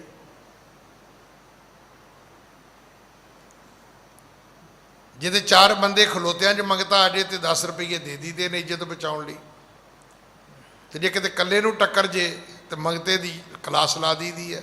ਹੱਟਾ ਕੱਟਾ ਹੋਇਆ ਤੂੰ, ਸ਼ਰਮ ਨਹੀਂ ਆਉਂਦੀ ਤੈਨੂੰ? ਮੈਂ ਇੱਕ ਵਾਰੀ ਇੰਗਲੈਂਡ ਗਿਆ, ਉੱਥੇ ਨਾ ਸਗਨ ਸੀ ਕਿਸੇ ਦਾ। ਵੈਸੇ ਇੰਗਲੈਂਡ 'ਚ ਜਿੰਨੇ ਮੇਰੀ ਸ਼੍ਰੇਣੀ ਦੇ ਲੋਕ ਜਾਂਦੇ ਉਹਨਾਂ ਨੂੰ ਪਤਾ ਹੈ, ਉੱਥੇ ਅਮੂਮਨ ਲੋਕ 1 ਪਾਉਂਡ ਤੋਂ ਵੱਧ ਭੇਟਾ ਨਹੀਂ ਰੱਖਦੇ, ਭਾਵੇਂ ਜੋ ਮਰਜ਼ੀ ਹੋ ਜਾਏ। ਉਹ ਵੀ ਸਿੱਕੇ ਹੀ ਹੁੰਦੇ ਨੇ, ਤੇ ਪ੍ਰਚਾਰਕਾਂ ਦੀਆਂ ਜੇਬਾਂ ਵਿਚਾਰਿਆਂ ਦੀਆਂ ਫੜਦੀਆਂ ਫਿਰਦੀਆਂ ਨੇ ਵੀ ਕਿੰਨੇ ਕੁ ਚੁੱਕ ਲੈਣਗੇ। ਉਹ ਹੁੰਦੇ ਵੀ ਆਪਣੇ 5 ਵਾਲੇ ਸਿੱਕੇ ਨਾਲ ਡਬਲ ਭਾਰੇ ਹੁੰਦੇ ਨੇ, ਸਾਈ ਤੇ ਇੰਨਾ ਕੀ ਹੁੰਦਾ ਹੈ। ਹੁਣ ਸਗਣ ਵਾਲਾ ਦਿਨ ਸੀ ਤੇ ਉਹ ਕਈਆਂ ਨੇ 5-5 ਦੇ ਨੋਟ ਵੀ ਰੱਖੇ। ਤੇ ਜਦੋਂ ਮੈਂ ਕਥਾ ਕਰਕੇ ਹਟਿਆ ਤੇ ਇੱਕ ਬੰਦਾ ਮੈਨੂੰ ਪਤਾ ਕਿ ਕੀ ਕਹਿੰਦਾ, ਕਹਿੰਦਾ ਗਿਆਨੀ ਜੀ ਅੱਜ ਇਹਨਾਂ ਨੇ ਕਥਾ ਭੇਟ ਨਹੀਂ ਦਿੱਤੀ ਤੁਹਾਨੂੰ। ਮੈਂ ਕਿਹਾ ਹੋਰ ਕੀ ਦਿੱਤਾ ਇਹਨਾਂ ਨੇ? ਕਹਿੰਦਾ ਅੱਜ ਤੇ ਇਹਨਾਂ ਨੇ ਆਪਣੀ ਇੱਜ਼ਤ ਬਚਾਈ ਹੈ 5-5 ਪਾਉਂਡ ਦੇ ਕੇ ਤੁਹਾਨੂੰ। ਔਰ ਗੱਲ ਸੱਚੀ ਜੇ। ਗੁਰਦੁਆਰੇ ਮੱਥਾ ਟੇਕਣ ਜਾਵਾਂਗੇ 10 ਰੁਪਏ ਟੇਕਾਂਗੇ ਮੱਥਾ, ਪਰ ਜਦੋਂ ਕਿਤੇ ਸਗਨ ਲੈ ਕੇ ਗਏ ਹੋਈਏ ਫਿਰ 100 ਰੁਪਇਆ ਦੇਣਾ ਹੀ ਪੈਂਦਾ, ਨਹੀਂ ਤਾਂ ਇੱਜ਼ਤ ਖਤਰੇ 'ਚ ਪੈ ਜਾਂਦੀ ਹੈ। ਮਤਲਬ ਅਜੀਬ ਜੀ ਵਡੰਬਣਾ 'ਚ ਅਸੀਂ ਜਿਉਂਦੇ ਹਾਂ। ਉੱਥੇ ਆਪਣੀ ਇੱਜ਼ਤ ਬਚਾਉਣ ਲਈ 100 ਰੁਪਇਆ ਮੱਥਾ ਵੀ ਟੇਕੀਦਾ, 150 ਰੁਪਇਆ ਰਾਗੀਆਂ ਨੂੰ ਵੀ ਦੇਈਦਾ, ਕਿਉਂਕਿ ਇੱਜ਼ਤ ਆ ਤੇ ਲੱਗ ਜਾਏਗੀ ਵੀ ਅੱਛਾ ਕੁੜੀ ਵਾਲੇ ਅੱਛਾ ਗਰੀਬ ਨੇ, ਇਹਨਾਂ ਕੋਲ 10 ਦੇ ਨੋਟ ਹੀ ਸਾਰੇ ਨੇ ਵਿਚਾਰਿਆਂ ਕੋਲ। ਹੁਣ ਤੁਸੀਂ ਕਹੋ ਜੀ ਉਹਨਾਂ ਨੇ ਮੱਥਾ ਟੇਕਿਆ, ਨਹੀਂ ਮੱਥਾ ਨਹੀਂ ਟੇਕਿਆ। ਇਹ ਤੇ ਉਹਨਾਂ ਨੇ ਆਪਣੀ ਸ਼ਾਨ ਬਚਾਈ ਹੈ ਥੋੜ੍ਹੀ ਬਹੁਤੀ, ਉਹ ਵੀ ਪਤਾ ਨਹੀਂ ਬਚੀ ਕਿ ਨਹੀਂ ਬਚੀ। ਉਹ ਤਾਂ ਵਿਆਹ ਤੋਂ ਬਾਅਦ ਪਤਾ ਲੱਗਦਾ ਨਾ ਵੀ ਮੁੰਡੇ ਵਾਲੇ ਕੀ ਕਹਿੰਦੇ ਨੇ, ਕਹਿੰਦੇ ਭੁੱਖੇ ਨੰਗੇ ਟੱਕਰੇ ਨੇ, ਕੁੜੀ ਨੂੰ ਤਾਂ ਦਿੱਤਾ ਹੀ ਕੁਝ ਨਹੀਂ। ਮਤਲਬ ਗੱਲ ਗਾਂ ਤੋਂ ਗਾਂ ਜਿੰਨੀ ਮਰਜ਼ੀ ਖਿੱਚ ਲਓ ਇਹਨੂੰ। ਉਹ ਜਿਹੜੇ ਪੰਡਤ ਲੋਕ ਆਏ, ਦੂਜੇ ਆਏ, ਤੀਜੇ ਆਏ, ਉਹ ਕਹਿੰਦੇ ਵੀ ਅੱਜ ਦੇ ਦਿਨ ਤਾਂ ਮੁਸਲਮਾਨ ਵੀ ਇਦਾਂ ਨਹੀਂ ਕਰਦੇ। ਉਹ ਮੰਨਣ ਸੂਰਜ ਗ੍ਰਹਿਣ ਨੂੰ ਨਾ ਮੰਨਣ, ਪਰ ਆਪਣੇ ਘਰਾਂ ਵਿੱਚ ਡਰਦੇ ਨੇ ਉਹ ਵੀ ਸੂਰਜ ਗ੍ਰਹਿਣ ਹੈ ਬਈ ਅੱਜ ਦਿਨ ਠੀਕ ਨਹੀਂ ਹੈ। ਹਾਂਜੀ। ਘਰ ਇਸ਼ਨਾਨ ਦੇਨ ਪੁੰਨ ਦਾਨਾ, ਇਨ ਕਾ ਜਨ ਕੋ ਕਾਲ ਮਹਾਨਾ। ਅੱਜ ਦੇ ਦਿਨ ਲੋਕ ਇਸ਼ਨਾਨ ਕਰਦੇ ਨੇ, ਅੱਜ ਦੇ ਦਿਨ ਲੋਕ ਦਾਨ ਕਰਦੇ ਨੇ, ਔਰ ਇਹਨਾਂ ਸਮਿਆਂ ਤੇ ਲੋਕ ਇਦਾਂ ਦੇ ਕੰਮ ਕਰਦੇ ਨੇ, ਲੋਕ ਅੱਗ ਨਹੀਂ ਬਾਲਦੇ। ਜਦੋਂ ਅੱਗ ਹੀ ਨਹੀਂ ਬਾਲਦੇ ਤਾਂ ਭਾਈ ਉਹਨਾਂ ਨੇ ਫਿਰ ਕੋਈ ਗੋਭੀ ਆਲੂ ਤਾਂ ਕੀ ਬਣਾਉਣੇ, ਉਹ ਤਾਂ ਕੁਝ ਵੀ ਨਹੀਂ ਕਰਦੇ। ਪਰ ਇਹ ਤੇ ਬਿਲਕੁਲ ਹੀ ਪਾਪ ਹੋ ਗਿਆ। ਇੱਕ ਅੱਗ ਵੀ ਬਾਲ ਲਈ ਤੇ ਇੱਕ ਮਾਸ ਵੀ ਰਿੰਨਣਾ ਸ਼ੁਰੂ ਕਰ ਦਿੱਤਾ। ਹਾਂਜੀ। ਸੁਨ ਕਰ ਤਿਨ ਤੇ ਸ਼੍ਰੀ ਗੁਰੂ, ਬਚਨ ਕਹੇ ਅਸਰੀਤ। ਗੁਰੂ ਨਾਨਕ ਦੇ ਪਿਤਾ ਮਹਾਰਾਜ ਨੇ ਸੁਣਿਆ ਵੀ ਉਹ ਤਾਂ ਇੱਕ ਤੋਂ ਇੱਕ ਬੰਦਾ ਬੋਲਦਾ। ਵੈਸੇ ਵੀ ਜਦੋਂ ਭੀੜ ਇਕੱਠੀ ਹੋ ਜਾਏ, ਤੁਸੀਂ ਵੇਖਿਆ ਹੋਣਾ, ਜਿਹੜਾ ਘਰ ਜਨਾਨੀ ਅੱਗੇ ਨਾ ਬੋਲੇ ਭੀੜ 'ਚੋਂ ਜ਼ਿਆਦਾ ਬੋਲਦਾ। ਸਗੋਂ ਜਿਹੜਾ ਘਰ ਜਨਾਨੀ ਅੱਗੇ ਵੀ ਨਾ ਬੋਲੇ, ਸ਼ਾਇਦ ਉਹ ਸੋਚਦਾ ਵੀ ਅੱਜ ਮੌਕਾ ਮਿਲਿਆ, ਅੱਜ ਬੋਲ ਲਓ। ਅੱਜ ਕਿਹੜਾ ਪਤਾ ਲੱਗਣਾ ਵੀ ਕੌਣ ਕੀ ਬੋਲ ਗਿਆ।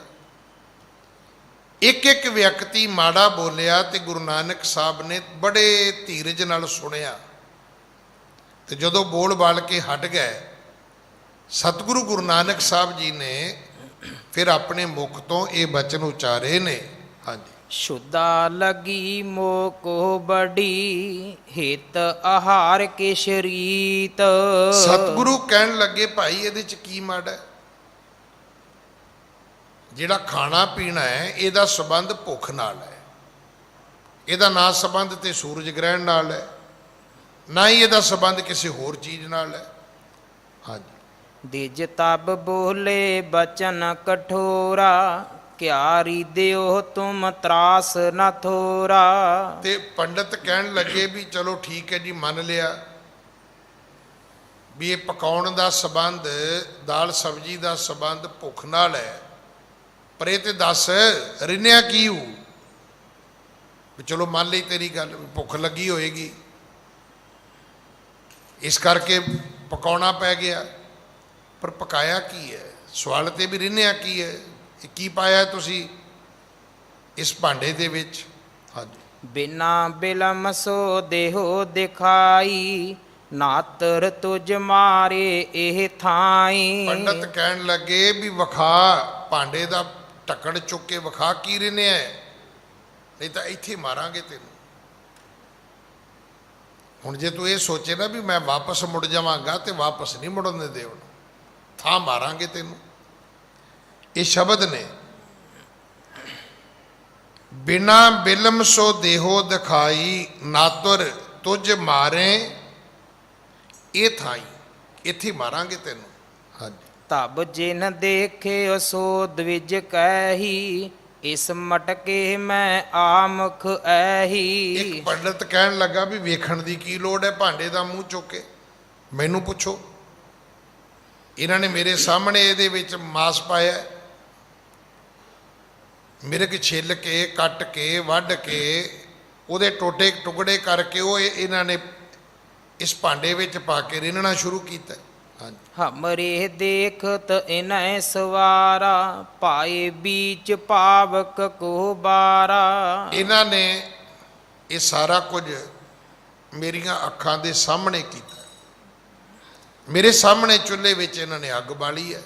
ਹਾਂਜੀ, ਮਾਰੋ ਇਸੇ ਨਾ ਲਾਵੋ ਬੇਰਾ, ਅਸ ਕੋ ਕਾਜ ਕੋ ਕਰੇ ਨਾ ਫੇਰਾ। ਉਹ ਪੰਡਤ ਕਹਿਣ ਲੱਗਾ ਵੀ ਹੁਣ ਛੇਤੀ ਮਾਰੋ ਇਹਨੂੰ, ਔਰ ਐਸੀ ਮਾਰ ਮਾਰੋ ਵੀ ਦੁਬਾਰਾ ਆਉਣ ਵਾਲੇ ਸੂਰਜ ਦੇ ਗ੍ਰਹਿਣ ਦੇ ਮੇਲਿਆਂ ਤੇ ਦੁਬਾਰਾ ਕੋਈ ਗਲਤੀ ਨਾ ਕਰੇ, ਐਸੀ ਸਜ਼ਾ ਦਿਓ ਤਾਂ ਕਿ ਨਸੀਹਤ ਬਣ ਜਾਏ, ਦੂਜਿਆਂ ਵਾਸਤੇ ਸਬਕ ਬਣ ਜਾਏ ਵੀ ਭਾਈ ਉੱਥੇ ਕੁਰੂਕਸ਼ੇਤਰ ਜਾ ਕੇ ਗਲਤੀ ਨਾ ਕਰਿਓ, ਬੰਦਾ ਮਾਰ ਦਿੰਦੇ ਨੇ, ਉਹ ਮਾਰੋ ਇਹਨੂੰ, ਛੇਤੀ ਕਰੋ। ਹਾਂਜੀ, ਧਰਮ ਰੀਤ ਇਨ ਦੀਨ ਬਿਗਾਰੀ, ਅੱਗ ਨਾ ਹੋਤ ਐਸਣ ਕੋ ਮਾਰੀ। ਇਸ ਬੰਦੇ ਨੇ ਧਰਮ ਦੀ ਰੀਤੀ, ਧਰਮ ਦੀ ਮਰਿਆਦਾ, ਧਰਮ ਦੀ ਰੋ ਰੀਤ ਵਿਗਾੜੀ ਹੈ। ਇੱਕ ਪੰਡਤ ਕਹਿੰਦਾ ਵੀ ਇਹੋ ਜਿਹਾ ਬੰਦਾ ਮਾਰ ਦਿਓਗੇ ਤੇ ਪਾਪ ਨਹੀਂ ਲੱਗਦਾ, ਅੱਜ ਭਗਵਾਨ ਵੀ ਖੁਸ਼ ਹੋਏਗਾ। ਗੱਲ ਤੇ ਠੀਕ ਹੈ, ਪਾਪੀ ਕੋ ਦੰਡ ਦਿਓਏ, ਪਾਪੀ ਨੂੰ ਤਾਂ ਸਜ਼ਾ ਹੋਣੀ ਚਾਹੀਦੀ ਹੈ। ਪਰ ਦੁੱਖ ਦੀ ਗੱਲ ਇਹ ਹੈ ਵੀ ਮੇਰੀ ਨਜ਼ਰ ਵਿੱਚ ਪਾਪੀ ਕੋਈ ਹੋਰ ਹੈ, ਤੁਹਾਡੀ ਨਜ਼ਰ ਵਿੱਚ ਪਾਪੀ ਕੋਈ ਹੋਰ ਹੈ। ਹੋ ਸਕਦਾ ਜਿਹਨੂੰ ਤੁਸੀਂ ਪਾਪੀ ਸਮਝਦੇ ਹੋਵੋ ਉਹਨੂੰ ਲੋਕ ਪੁੰਨੀ ਸਮਝਦੇ ਹੋਣ। ਪਿੱਛੇ ਜੇ ਤੁਸੀਂ ਵੇਖਿਆ ਨਾ, ਮਹਾਤਮਾ ਗਾਂਧੀ ਦਾ ਬੁੱਤ ਬਣਾ ਕੇ ਉਹਨੂੰ ਗੋਲੀ ਮਾਰੀ ਗਈ, ਗੋਲੀ ਵੀ ਕਿਸੇ ਸਾਧਵੀ ਨੇ ਮਾਰੀ। ਉਹ ਭਗਤ ਨਹੀਂ ਹੋਣੀ ਹੈ ਨਥੂਰਾਮ ਗੋਡਸੇ ਦੀ, ਪਰ ਥੱਲੇ ਕਿਸੇ ਨੇ ਬੜੀ ਵਧੀਆ ਗੱਲ ਲਿਖੀ। ਉਹ ਕਹਿਣ ਲੱਗੇ ਵੀ ਜਿਸ ਮਹਾਤਮਾ ਗਾਂਧੀ ਨਾਲ ਤੁਹਾਨੂੰ ਨਫ਼ਰਤ ਹੈ, ਅੱਜ ਤੁਸੀਂ ਗੋਲੀ ਮਾਰੀ, ਚੰਗਾ ਕੀਤਾ ਹੈ, ਠੀਕ ਕੀਤਾ ਹੈ।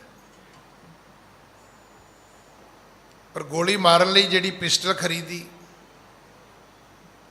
ਭਾਵੇਂ ਉਹ ਹੋਏਗਾ ਤੇ 에ਅਰ ਪਿਸਟਲ ਹੀ ਹੋਏਗਾ, ਉਹਦਾ ਜਿਹੜਾ ਛੋਟਾ ਜਿਹਾ ਸ਼ਰਾ ਉਹ ਖਰੀਦਿਆ, ਜਿਹੜਾ ਬੁੱਤ ਬਣਾਇਆ, ਬੁੱਤ ਦੇ ਵਿੱਚ ਉਹ ਲਾਲ ਰੰਗ ਦੀ ਉਹਨਾਂ ਨੇ ਕੋਈ ਬਲੈਡਰ ਜਿਹਾ ਬਣਾਇਆ ਹੋਏਗਾ ਨਾ, ਜਿਹ 'ਚ ਪਾਣੀ ਭਰਿਆ ਹੋਏਗਾ ਲਾਲ ਰੰਗ ਦਾ, ਵੀ ਉਹ ਗੋਲੀ ਵੱਜੇਗੀ ਤਾਂ ਐਂ ਲੱਗੇਗਾ ਵੀ ਖੂਨ ਡੁੱਲਿਆ ਹੈ। ਕਹਿੰਦੇ ਸਾਰਾ ਕੁਝ ਜੋ ਕੁਝ ਵੀ ਤੁਸੀਂ ਖਰੀਦਿਆ, ਜਿਹੜੇ ਰੁਪਈਆਂ ਨਾਲ ਖਰੀਦਿਆ, ਜਿਹੜੇ ਨੋਟ ਨਾਲ, ਉਸ ਹਰ ਨੋਟ ਦੇ ਉੱਤੇ ਮਹਾਤਮਾ ਗਾਂਧੀ ਦੀ ਫੋਟੋ ਸੀ। ਤੇ ਤੁਹਾਨੂੰ ਸ਼ਰਮ ਨਹੀਂ ਆਈ? ਮਹਾਤਮਾ ਗਾਂਧੀ ਦੇ ਨੋਟਾਂ ਵਾਲੇ, ਫੋਟੋ ਵਾਲੇ ਨੋਟ ਲੈ ਕੇ ਤੁਸੀਂ ਸਮਾਨ ਖਰੀਦਿਆ ਤੇ ਮਹਾਤਮਾ ਗਾਂਧੀ ਦਾ ਹੀ ਮਰਡਰ ਕਰ ਦਿੱਤਾ। ਹੁਣ ਆਹ ਤੇ ਸਾਡੀ ਹਾਲਤ ਹੈ। ਹੁਣ ਕੌਣ ਸਾਨੂੰ ਮੂਰਖਾਂ ਨੂੰ ਸਮਝਾਵੇ? ਮਹਾਤਮਾ ਗਾਂਧੀ ਦਾ ਬੁੱਤ ਬਣਾ ਕੇ ਗੋਲੀ ਮਾਰੀ, ਉਹਦੀ ਉਹ ਪੁਤਲਾ ਬਣਾ ਕੇ, ਪਰ ਉਹਨੂੰ ਗੋਲੀ ਮਾਰਨ ਲਈ ਜਿਹੜਾ 에ਅਰ ਪਿਸਟਲ ਖਰੀਦਿਆ, ਜਿੰਨੇ ਪੈਸਿਆਂ ਦਾ ਖਰੀਦਿਆ ਹੋਏਗਾ, ਮੇਰਾ ਖਿਆਲ 700-800 ਰੁਪਏ ਤੇ ਉਹਦੀ ਕੀਮਤ ਹੈਗੀ ਹੈ। 20 ਦੇ ਨੋਟ ਵੀ ਵਰਤੇ ਹੋਣਗੇ ਤੇ ਫੋਟੋ ਤੇ ਉਹਦੇ ਤੇ ਮਹਾਤਮਾ ਗਾਂਧੀ ਦੀ ਸੀ।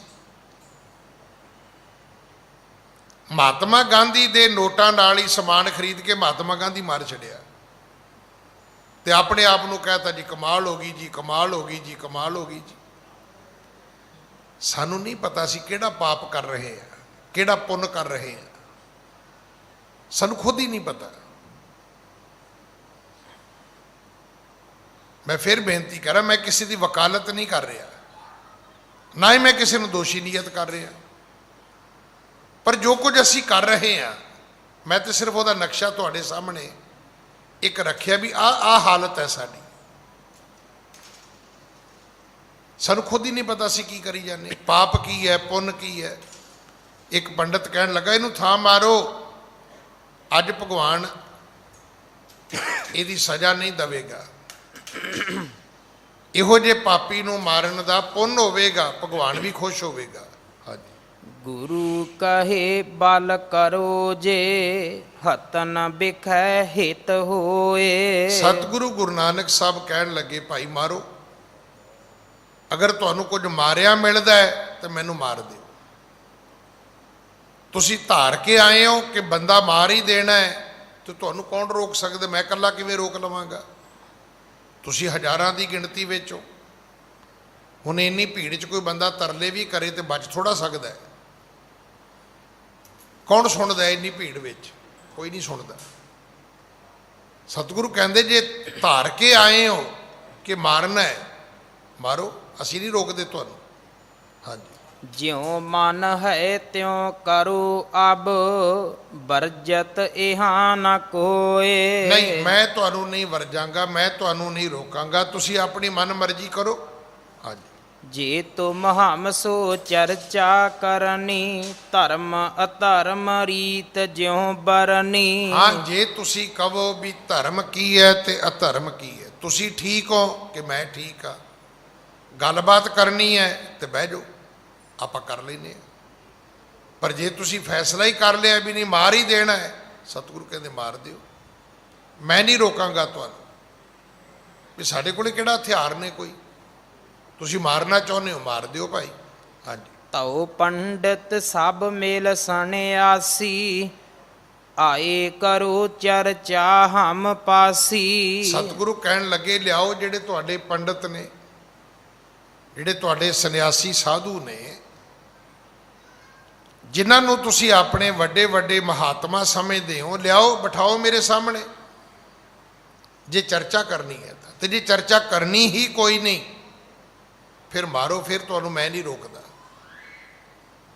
ਹੁਣ ਉਹ ਸਾਰੇ ਖਲੋ ਗਏ ਵੀ ਇਹ ਕੀ ਬਣਿਆ, ਕਿਉਂਕਿ ਗੁਰੂ ਦੇ ਬਚਨਾਂ ਵਿੱਚ ਸ਼ਕਤੀ ਹੈ, ਗੁਰੂ ਦੇ ਬਚਨਾਂ ਵਿੱਚ ਤੇਜ ਪ੍ਰਤਾਪ ਹੈ, ਬਲ ਹੈ। ਹਾਂਜੀ। ਸੁਨੇ ਸਤੀਰਜ ਬਚਨਾ ਜਬ ਹੀ, ਮਿਲ ਆਏ ਪੰਡਤ ਜੇ ਸਭ ਹੀ। ਗੁਰੂ ਦੇ ਬਚਨ ਬੜੇ ਧੀਰਜ ਵਾਲੇ ਸੀ। ਗੁਰੂ ਜੀ ਨੇ ਗੱਲ ਉੱਠ ਕੇ ਨਹੀਂ ਕੀਤੀ, ਉਹ ਬੈਠੇ ਬੈਠੇ ਕਰਦੇ ਰਹੇ। ਜਦੋਂ ਤੁਸੀਂ ਕਿਸੇ ਨੂੰ ਵੇਖ ਕੇ ਫਟਾਫਟ ਉੱਠਦੇ ਹੋ, ਇਹ ਕੀ ਹੈ? ਇਹ ਵੀ ਬਾਡੀ ਲੈਂਗੁਏਜ ਹੈ। ਆਪਾਂ ਕੀ ਕਹਿੰਦੇ ਆ, ਉਹ ਤੇ ਜੀ ਮੈਨੂੰ ਵੇਖ ਕੇ ਭੜਕ ਗਿਆ, ਉਹ ਤੇ ਕੁਰਸੀ ਤੋਂ ਉੱਠ ਪਿਆ। ਜਦੋਂ ਤੁਸੀਂ ਭੜਕਦੇ ਹੋ ਤੇ ਬੈਠੇ ਬੈਠੇ ਨਹੀਂ ਭੜਕਦੇ, ਤੁਸੀਂ ਭੜਕਣ ਲਈ ਤੁਹਾਨੂੰ ਉੱਠ ਕੇ ਖਲੋਣਾ ਵੀ ਪੈਂਦਾ ਹੈ। ਸਤਿਗੁਰੂ ਨਹੀਂ ਉੱਠੇ, ਬੈਠੇ ਰਹੇ। ਇਹ ਗੱਲ ਪੰਡਤਾਂ ਨੂੰ ਬੜੀ ਅਪੀਲ ਕਰ ਗਈ। ਅਖੀਰ ਕੀ ਹੋਇਆ ਕਿ ਉਹ ਮਿਲ ਆਏ ਪੰਡਤ ਜੇ ਸਭ ਹੀ, ਸਾਰੇ ਪੰਡਤ ਇਕੱਠੇ ਹੋ ਕੇ ਆ ਗਏ। ਹਾਂਜੀ। ਵਿਦਿਆਵਾਨ ਹੁਤੇ ਸਨਿਆਸੀ, ਅਪਰ ਲੋਕ ਆਏ ਬਹੁ ਪਾਸੀ। ਇਹਨਾਂ ਵਿੱਚ ਵਿਦਿਆਵਾਨ ਪੰਡਤ ਵੀ ਨੇ, ਵਿਦਿਆਵਾਨ ਸੰਨਿਆਸੀ ਵੀ ਨੇ। ਇਸ ਦੇ ਨਾਲ ਹੀ ਸਮਾਂ ਸਮਾਪਤ ਹੈ। ਸਤਿਗੁਰੂ ਕਿਰਪਾ ਕਰਨ, ਅਗਲੀ ਕਥਾ ਆਪਾਂ ਕੱਲ ਗੁਰੂ ਕੀ ਗੋਦ ਵਿੱਚ ਬੈਠ ਕੇ ਸੁਣੀਏ। ਪਰ ਮੈਂ ਬੇਨਤੀ ਕਰਾਂ, ਇਹ ਕਥਾ ਸੁਣ ਲਈ ਨਾ, ਇੱਥੇ ਦਿਲ ਤੇ ਹੱਥ ਰੱਖਣਾ ਪੈਣਾ ਤੁਹਾਨੂੰ, ਕਿਉਂਕਿ ਅਸੀਂ ਧਾਰਨਾ ਵਿੱਚ ਜਿਉਂਦੇ ਹਾਂ, ਅਸੀਂ ਮਿੱਥਾਂ ਬਣਾਈਆਂ ਹੋਈਆਂ ਨੇ। ਜਿਵੇਂ ਕਿਸੇ ਨੇ ਬਾਬਾ ਠਾਕਰ ਸਿੰਘ ਜੀ ਨੂੰ ਕਹਿ ਦਿੱਤਾ ਕਿ ਜਿਹੜੀ ਚਾਹ ਪੱਤੀ ਹੈ ਇਹਨੂੰ ਤਾਂ ਚਮੜੇ ਦੀ ਪੁੱਠ ਦਿੱਤੀ ਜਾਂਦੀ ਹੈ। ਹੁਣ ਚਾਹ ਪੀਣੀ ਨਹੀਂ ਪੀਣੀ ਇਹ ਤੁਹਾਡੀ ਆਪਣੀ ਮਰਜ਼ੀ ਹੈ। ਹਾਲਾਂਕਿ ਚਾਹ ਦੀ ਖੇਤੀ ਹੁੰਦੀ ਹੈ, ਚਾਹ ਦੇ ਬਾਗ ਹੁੰਦੇ ਨੇ, ਪਰ ਇੱਕ ਇਹ ਵੀ ਧਾਰਨਾ ਹੈ ਜੀ ਇਹਨੂੰ ਤਾਂ ਚਮੜੇ ਦੀ ਪੁੱਠ ਦਿੱਤੀ ਜਾਂਦੀ ਹੈ। ਹੋ ਸਕਦਾ ਹੈ ਜਿਹੜੇ ਭੈੜੇ ਬਿਰਤੀ ਦੇ ਵਪਾਰੀ ਨੇ, ਹੋ ਸਕਦਾ ਇਹ ਵੀ ਧੰਦਾ ਕਰਦੇ ਹੁਣ, ਕੋਈ ਸਹੁੰ ਥੋੜ੍ਹਾ ਚੁੱਕ ਲੋਗੇ ਕਿਸੇ ਦੀ ਤੁਸੀਂ। ਪਰ ਜਦੋਂ ਬਾਬਾ ਠਾਕਰ ਸਿੰਘ ਜੀ ਦਮਦਮੀ ਟਕਸਾਲ ਵਾਲੇ ਇੰਗਲੈਂਡ ਗਏ, ਉੱਥੇ ਡਰਬੀ ਦੇ ਵਿੱਚ ਵੀ ਟਕਸਾਲ ਵਾਲੇ ਸਿੰਘਾਂ ਦਾ ਬੜਾ ਪ੍ਰਭਾਵ ਹੈ। ਮੈਂ ਬਹੁਤ ਵਾਰੀ ਗਿਆ ਉੱਥੇ। ਉੱਥੇ ਗੁਰਦੁਆਰਾ ਹੈ ਗੁਰੂ ਅਰਜਨ ਸਾਹਿਬ, ਗੁਰਦੁਆਰਾ ਗੁਰੂ ਅਰਜਨ ਦੇਵ, ਮਹਾਰਾਜ ਦੇ ਨਾਮ ਤੋਂ ਹੈ। ਮੈਨੂੰ ਉਹਨਾਂ ਪ੍ਰਬੰਧਕਾਂ ਨੇ ਖੁਦ ਗੱਲ ਸੁਣਾਈ ਸਾਰਿਆਂ ਨੇ। ਉੱਥੇ ਲਾਗੇ ਨਾ ਚਾਹ ਦੀ ਫੈਕਟਰੀ ਹੈ, ਕਹਿੰਦੇ ਅਸੀਂ ਬਾਬਾ ਜੀ ਨੂੰ ਫਿਰ ਫੈਕਟਰੀ ਲੈ ਗਏ। ਸ਼ੁਰੂ ਤੋਂ ਲੈ ਕੇ ਜਿੱਥੇ ਉਹ ਪੱਤੇ ਸੁੱਟਦੇ ਨੇ ਉਹਦੇ ਵਿੱਚ ਮਸ਼ੀਨ ਦੇ ਵਿੱਚ, ਉੱਥੋਂ ਲੈ ਕੇ ਪੈਕਿੰਗ ਤੱਕ ਪੁੱਛਿਆ, ਬਾਬਾ ਜੀ ਦੱਸੋ ਇੱਥੇ ਕਿੱਥੇ ਪੁੱਟ ਚੜਾਉਂਦੇ ਨੇ? ਕਹਿੰਦੇ ਭਾਈ ਅਸੀਂ ਤਾਂ ਉਸੇ ਧਾਰਨਾ 'ਚ ਹੀ ਜੂਈ ਜਾਂਦੇ ਹਾਂ ਕਿ ਪੱਤੀ ਨੂੰ ਤੇ ਚਮੜੇ ਦੀ ਪੁੱਟ ਦਿੱਤੀ ਜਾਂਦੀ ਹੈ। ਨਹੀਂ, ਇਹ ਠੀਕ ਹੈ ਕਿ ਸਾਡੇ ਕੋਲ ਉਸ ਕੁਆਲਿਟੀ ਦੀ ਪੱਤੀ ਨਹੀਂ ਆਉਂਦੀ।